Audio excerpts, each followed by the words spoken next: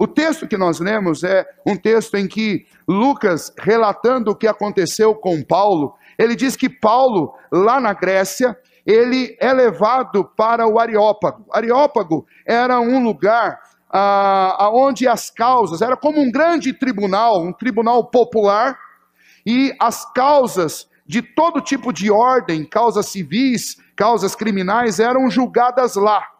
E lá também ficavam os altares para a adoração de todos os deuses. E uma coisa puxa a outra, é a ideia de que no desespero de enfrentar um tribunal, alguém tinha oportunidade de ir adorar e ofertar alguma coisa ao seu Deus, antes de ter que enfrentar as penalidades. Ou depois de ser condenado, pedir ajuda para o seu Deus. E era uma mistura de tribunal com templo. E havia lá lugar para adoração de qualquer Deus. Todos os deuses conhecidos deles. E esse povo era um povo, o povo grego, naquela época era um povo politeísta. E eles adoravam tantos deuses que lá havia inclusive um altar a um Deus desconhecido. Só para garantir, por via das dúvidas, não deixar de adorar alguém importante. Por isso eles tinham lá um altar ao Deus desconhecido. Então essa cultura era uma cultura que tinha uma cosmovisão politeísta. Mas Paulo vai apresentar para esta cultura de cosmovisão politeísta, ele vai apresentar a cosmovisão cristã. E então, dentro de uma cosmovisão, nós precisamos entender que existem alguns elementos essenciais. Toda cosmovisão tem que se pronunciar sobre teologia, ou seja, sobre a ideia da existência de Deus. Toda cosmovisão tem que se pronunciar sobre cosmologia, ou seja, o surgimento da vida. Toda cosmovisão tem que se pronunciar sobre antropologia, surgimento do homem e falar sobre a vida do homem, a constituição do homem. Toda cosmovisão tem que falar sobre axiologia, tem que falar sobre valores, sobre princípios, ética. Toda cosmovisão tem que falar de epistemologia, tem que definir o que é a verdade e o que é conhecimento. Toda cosmovisão tem que tratar do futuro, do destino. E então Paulo vai rapidamente, nesses versículos de 22 a 31, apresentar a cosmovisão cristã. E é óbvio que nós podemos nos valer de muitos outros textos que a Bíblia nos dá, para a gente fazer um resumo do que é a cosmovisão cristã. E na semana passada, então, eu comecei isso com vocês, definindo estes pontos principais de uma cosmovisão. E na semana passada nós falamos que a respeito de teologia, a respeito de Deus, a cosmovisão cristã e o apóstolo Paulo naquela circunstância definiu aquilo que dá para se definir a respeito da nossa teologia, a respeito de Deus. Ele declarou que o nosso Deus é único, é um Deus vivo e é um Deus verdadeiro. E não só isso, ele disse que esse Deus é um Deus absolutamente infinito em seu ser e perfeições. Ele declarou que esse Deus tem um espírito puríssimo, que ele é invisível, que ele não tem corpo, nem membros ou paixões, que ele é um Deus imutável, que ele é intenso, imenso, eterno, incompreensível, onipotente, onisciente, santíssimo, completamente livre e absoluto, fazendo tudo para a sua própria glória e segundo o conselho da sua própria vontade, que é reta e imutável. E nós definimos muitas outras questões que a Bíblia nos apresenta a respeito de Deus. E Paulo disse isso. Olha, o versículo 24, que ele fala, esse Deus desconhecido a quem vocês servem, é dele que eu falo. E sabe quem é ele? Ele é o Deus que fez o mundo. Então o apóstolo Paulo definiu também a questão da criação, ele definiu a questão da cosmologia. Por quê? Porque ele disse, esse Deus que eu adoro, que eu prego, é o Deus que criou tudo. Então o cristão em relação a Deus, ele é teísta, ele crê num Deus infinito e num Deus pessoal. Em relação à cosmologia, o cristão, ele é criacionista. Por quê? Porque ele crê absolutamente que o mundo foi criado por Deus, e Deus fez isso em 6 dias, como o relato de Gênesis nos traz. E daí, se você tem uma mente científica e uma mente um pouco mais crítica, você pode se perguntar, mas pastor, como que eu posso ter certeza dessas coisas? Eu posso argumentar com você sobre vários argumentos. Me deixe longe da ciência, porque de ciência eu não entendo. Mas eu posso falar para você de fé e de Bíblia. Para mim pouco importa se Deus tivesse dito que o mundo foi feito em 6 dias ou em 6 milhões de anos. Porque o valor relevante para mim da descrição da cosmologia bíblica não é o quanto Deus levou de tempo para construir, mas foi a maneira como Deus construiu. Deus não usou matéria-prima porque não existia matéria-prima. Deus simplesmente relata no livro de Gênesis que quando ele criou, ele chamou as coisas à existência. Ele disse, haja, e as coisas do nada apareceram. E por que isso é importante? Porque o homem há milhares de anos sobre a terra não conseguiu fazer surgir uma única partícula microscópica do nada. E nunca conseguirá, porque o homem não consegue fazer isso. A evolução nunca trouxe, a suposta evolução nunca trouxe uma partícula nova do nada à existência. E então o criacionismo para mim faz sentido, porque só um Deus todo-poderoso pode dizer, haja, e as coisas vêm à existência. E se Deus tivesse feito isso em 6 milhões de anos, isso ia mudar o poder de Deus? Em absolutamente não iria mudar. Mas por que então eu acredito que foram em 6 dias? Eu acredito que foram em 6 dias, pelo segundo argumento que eu quero usar com você. Eu acredito que foram em 6 dias, porque Deus inspirou Moisés a escrever 6 dias, e usando o verbo hebraico yom, que significa dia, de 24 horas. E por que então eu acredito nisso? Eu acredito porque Deus inspirou e Moisés escreveu. E depois os sacerdotes citaram Moisés. E depois os profetas citaram Moisés, dizendo que o que ele escreveu é a palavra de Deus. Mas finalmente eu acredito porque Jesus citou o Pentateuco, os 5 primeiros livros da Bíblia, e disse que essa era a palavra fiel do Senhor.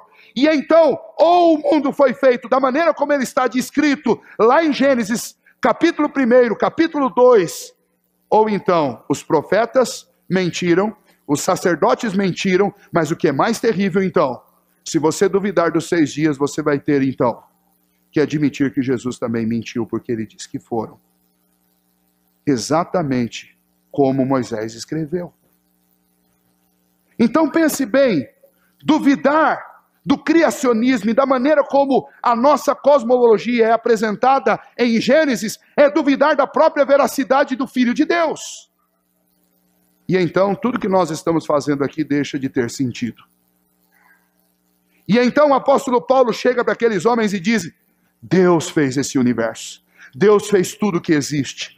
Quanto à cosmologia, nós somos criacionistas, foi Deus que trouxe tudo à existência pelo seu poder. Quando Deus diz nada, nem o nada pode resistir às palavras de Deus. Ele traz coisas que não existem à existência pela simples palavra do seu poder.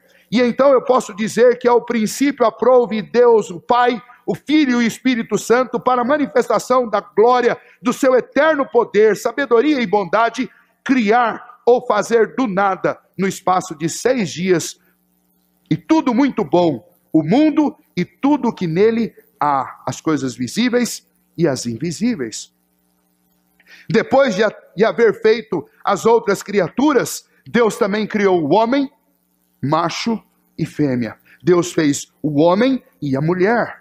Deus os fez com almas racionais e imortais, e dotou-as de inteligência, retidão e perfeita santidade, segundo a sua própria imagem, tendo a lei de Deus escrita em seus corações. Veja como isso é fantástico.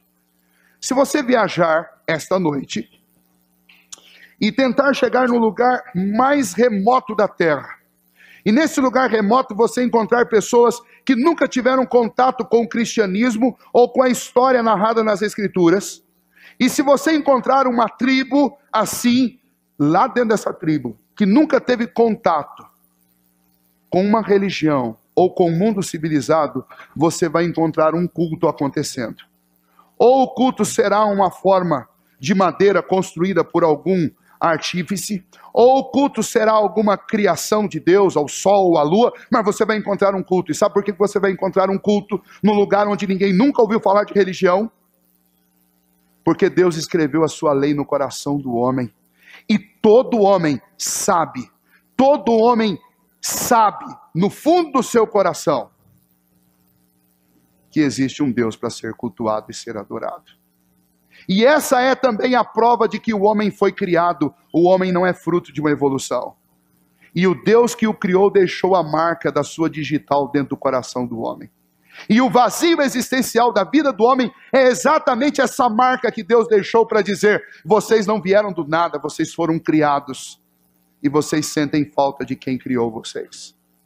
E então a nossa cosmologia, a nossa antropologia se encontram no texto de Paulo, porque Paulo diz que no versículo 24, que Deus fez o mundo e tudo que nele existe, sendo ele Senhor do céu e da terra, não habita em santuário feitos por mãos humanas, nem é servido por mãos humanas como se de alguma coisa precisasse, pois ele mesmo é quem a todos dá vida, respiração e tudo mais. Todos dá vida. Paulo está dizendo, Deus criou tudo, inclusive o próprio homem. Querem conhecer a nossa cosmologia e a nossa antropologia? Nós declaramos facilmente, Deus criou o mundo e Deus também nos criou. Ele é o nosso Deus. Você que é cristão, você que foi criado na igreja, você que crê no Senhor Jesus, você não pode ficar em cima do muro, nem ter dúvida na hora de conversar com seu filho, quando ele perguntar para você, papai, mamãe, eu ouvi na escola que o mundo, na realidade, tudo que existe no mundo é fruto de uma explosão, e depois de uma organização cósmica de proporções universais, e isso trouxe harmonia entre as partículas, e a vida foi surgindo. Você abra a sua Bíblia e diga para o seu filho o que Deus espera que você diga para ele. Abra a sua Bíblia e diga, filho, não. Pela fé nós cremos que o universo foi formado pela palavra de Deus. Pela fé nós cremos que tudo no universo é resultado da vontade e das ideias do nosso Deus. Pela fé nós cremos que tudo aconteceu exatamente como está escrito nas Escrituras. Porque a lente com a qual nós olhamos e enxergamos o mundo é a lente que nós recebemos por Deus através da sua palavra. Não negocie seus princípios, não negocie sua fé, ajuste suas lentes. É isso que Deus espera de você. É isso que nós como cristãos devemos colocar como alvo na nossa vida. Nós vivemos numa sociedade que está penetrando as nossas casas com as ideias mais absurdas e esdrúxulas. E nós simplesmente estamos deixando isso acontecer. E nós simplesmente estamos deixando, eu tenho que deixar o meu filho pensar por si mesmo. Ok, você pode deixar o seu filho pensar por si mesmo, mas você é responsável pela fé do seu filho, porque você assumiu um compromisso diante de Deus de educá-lo, de ensiná-lo, de conduzi-lo na verdade das Escrituras, e você não pode deixá-lo sozinho, dentro de uma universidade, debatendo com gente especialista, com uma cosmovisão diferente da sua, que vai tentar fazer com que o seu filho troque as lentes dele. Cuidado também com a televisão e com os programas, porque todos eles estão trabalhando em função de desconstruir a cosmovisão cristã. Deus fez o homem, Deus fez tudo o que nós conhecemos e que existe. É tudo obra de Deus. Mas toda essa criação foi afetada por algo que na nossa cosmovisão nós chamamos de queda. É axiologia. Os nossos valores, todos eles foram corrompidos. Todos eles. Nesse texto, Paulo diz para aquelas pessoas que Deus mandou notificá-las, que todas elas precisavam se arrepender. Mas por que se arrepender? Se arrepender porque todos nós fazemos parte de uma criação que caiu. Nós estamos estudando aos domingos pela manhã o livro de Eclesiastes. E no livro de Eclesiastes, uma das questões que nós aprendemos desde o início é que Salomão, ao encarar o mundo, ele encara um mundo como um mundo em ruínas. Ele está dizendo que tudo debaixo do sol é vapor, é ilusão. Tudo debaixo do sol é absolutamente irreal. É um mundo destruído e mascarado. E então, o que você enxerga nesse mundo não é a realidade do que é a vida. Por quê? Porque uma queda aconteceu. E essa queda foi exatamente a desobediência a Deus. O homem foi enganado pela serpente sagaz, que o tentou e o fez desobedecer a única ordem que Deus havia dado para o homem lá naquele jardim quando Deus o criou. Quando o mundo estava em harmonia, tudo estava em paz, tudo estava absolutamente organizado, Deus disse ao homem que ele não deveria comer de uma árvore que estava no centro do jardim, a árvore do conhecimento do bem e do mal, porque no dia que ele comesse dessa árvore, ele perderia toda a sua ingenuidade, sua santidade, sua retidão, porque no dia que ele comesse, ele morreria. E morrer aí significava perder o seu estado original e conhecer o lado oposto do que ele foi criado. Ele foi criado santo. Morrer aí significava conhecer o que é não ser santo. Ele foi criado obediente. Morrer significava conhecer o que é ser desobediente. Ele foi criado para viver eternamente. Morrer aí significava experimentar uma vida curta. Mas, mais profundamente, morrer aí significava se distanciar do Criador. E o resultado dessa queda é que tudo mais na vida foi afetado. Quando nós lemos Romanos capítulo 8, o apóstolo Paulo diz que toda a criação geme por causa do estado em que ela se encontra, por causa da nossa queda. Se você for lá para Gênesis capítulo 3, você vai ver que depois que o homem caiu, depois que o homem desobedeceu a Deus, o homem foi disciplinado, a mulher foi disciplinada, a serpente foi disciplinada e toda a criação sofreu as consequências, porque Deus ordenou que nessa criação crescessem pragas, abrolhos, espinhos. Nessa criação que era linda, que era maravilhosa, que funcionava tudo em favor do homem, Deus diz: agora o homem não terá mais o favor da natureza, mas a própria natureza vai sentir medo do homem. Os animais fugirão de perto dele, sentirão terror de olhar para o homem. E esse foi o começo de um mundo em ruínas. Hoje, quando nós olhamos para a criação, nós vimos o resultado dessa queda. E então, quando Paulo se dirige àquele povo e diz que eles precisavam de um conserto, e que Deus os notificava a respeito deste conserto, antes disso, Paulo está dizendo que há algo errado. E todos nós sabemos que há mesmo. O que aconteceu com o mundo? Você já se perguntou por que existe tanto mal e tanto sofrimento?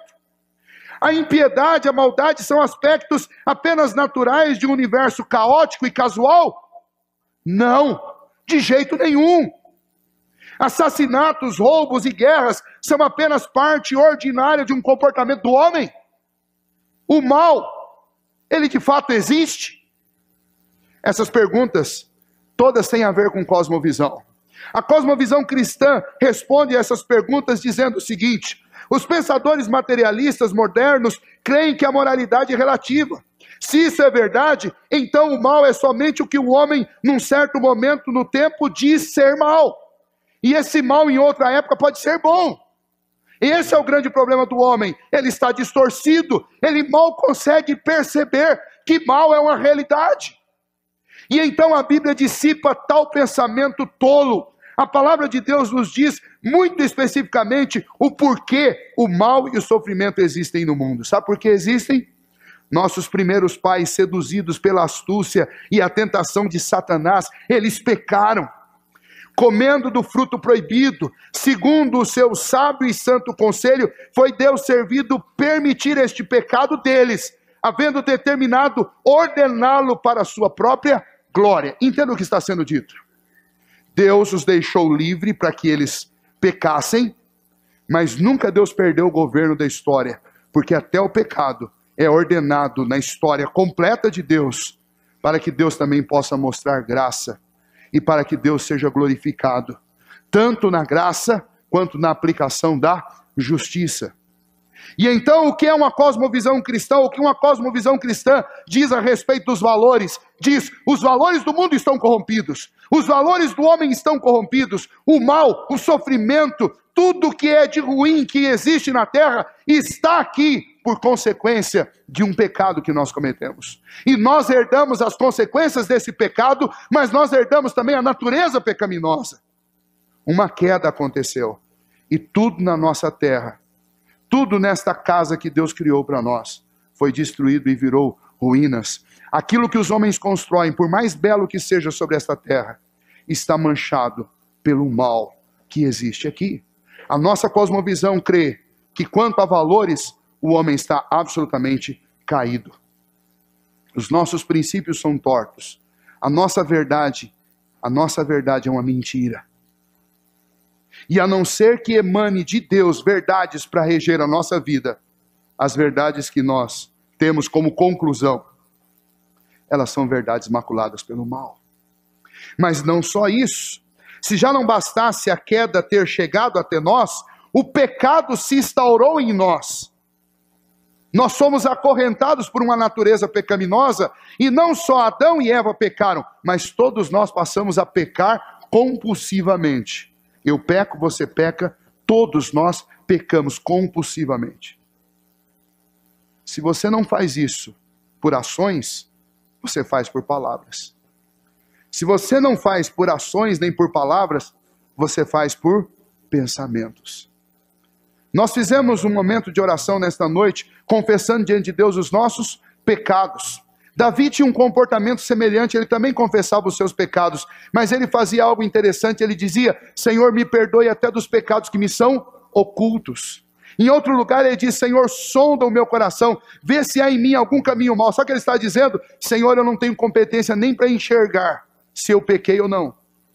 E a não ser que o Senhor mostre isso para mim, eu não vou ter como saber. Agora, uma questão é certa: eu tenho que pedir perdão a Deus, porque mesmo sem saber que eu cometi pecado, se tem uma coisa que é muito mais certa do que 2 e 2 são 4, é que nós pecamos.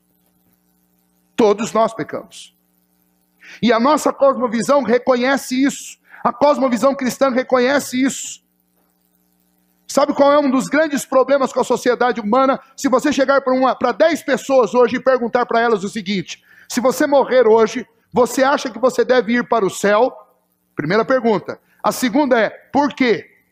As 10 vão dizer: sim, eu acho que eu tenho que ir para o céu.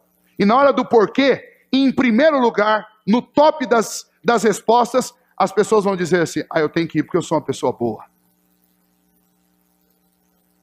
Eu nunca matei, eu nunca roubei, eu nunca adulterei, eu não fumo, eu bebo só socialmente.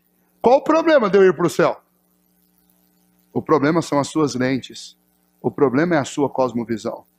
Porque você está se enxergando bem demais. Aliás, você está se iludindo, porque você não é isso que você está pensando. Você é mau. O seu coração quer pecar. A sua alma quer pecar. Os seus sentimentos trabalham contra você o tempo inteiro. O nosso coração parece... Sabe aquelas festas de aniversário, quando acende aqueles palitinhos, são difíceis de acender, que fica saindo faísca para todo lado? O nosso coração é exatamente desse jeito.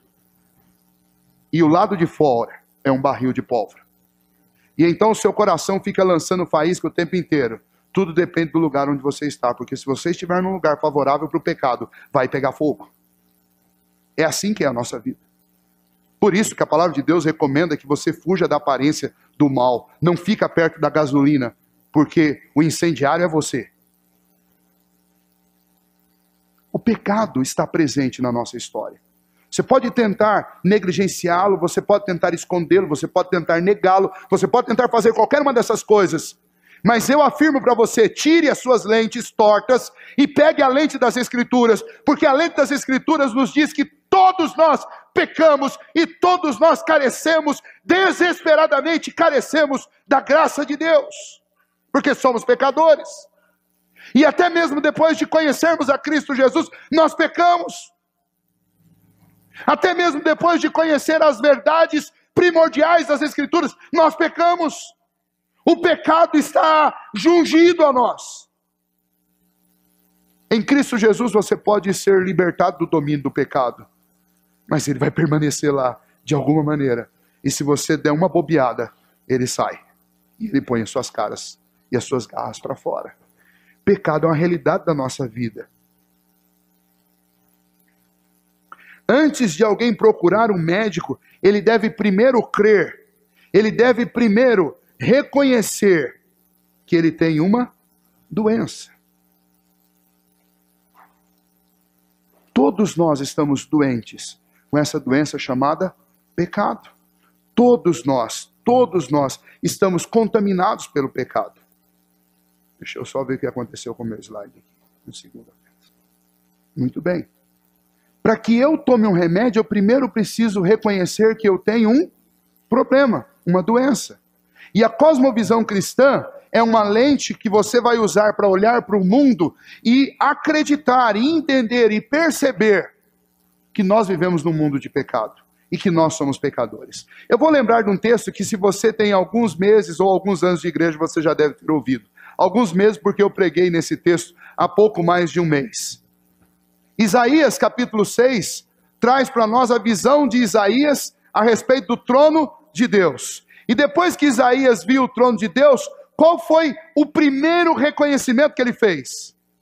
Ele disse: ai de mim, porque sou um homem de lábios impuros e habito no meio de um povo de impuros lábios. Mas se você ler o capítulo 5, ele falou: ai dos escribas, ai dos sacerdotes, ai do príncipe, ai dos reis, ai dos idólatras, ai disso, ai daquilo, mas ele não falou ai dele. Mas quando Deus trocou as lentes dos seus olhos, sabe qual foi o primeiro lugar onde ele enxergou que havia algo errado? Nele mesmo. E então ele disse: ai de mim, porque eu sou um pecador. Sabe qual é o problema com a cosmovisão cristã, que as pessoas não gostam dela? É porque a cosmovisão cristã faz você enxergar aquilo que existe de mais desagradável no mundo e em você também. Mas eu quero convidar você a, com fé e com coragem, trocar as suas lentes. Faça da cosmovisão cristã a cosmovisão que vai nortear a sua vida. Por quê?